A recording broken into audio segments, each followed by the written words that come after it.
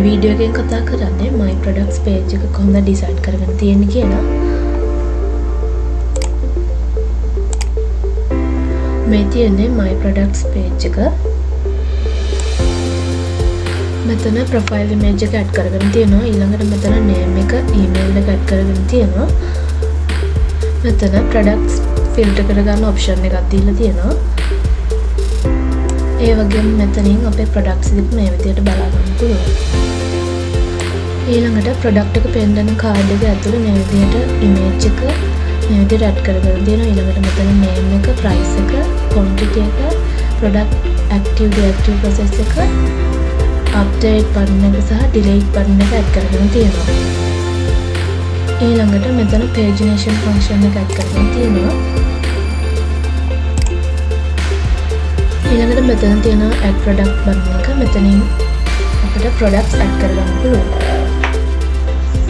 my products page එක small devices වලදී view වෙන්න මෙන්න මේ විදිහට.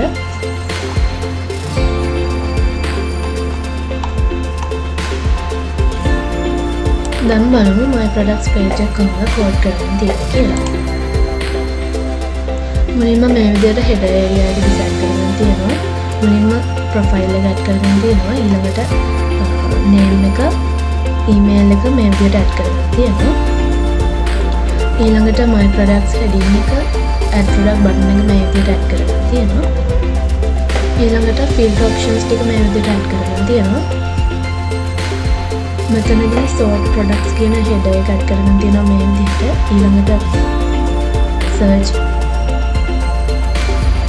එක add කරගෙන තියෙනවා. ඊළඟට sort කරගන්න තියෙන categories ටික මේ විදිහට add කරගෙන තියෙනවා.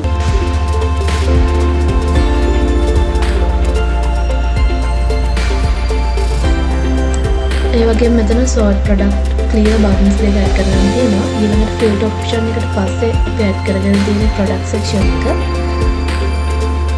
ඊළඟට product card එක add කරගෙන තියෙනවා. මේ විදිහට product එකේ title, price, quantity, active deactive process එක, ඒ වගේම delete button එක, update button එක මේ විදිහට add කරගෙන තියෙනවා. ඊළඟට මෙතනින් pagination part එක add කරගෙන තියෙනවා. ඉතින් මේ විදිහට තමයි my products page එකේ design එකක් කරගෙන තියෙන්නේ.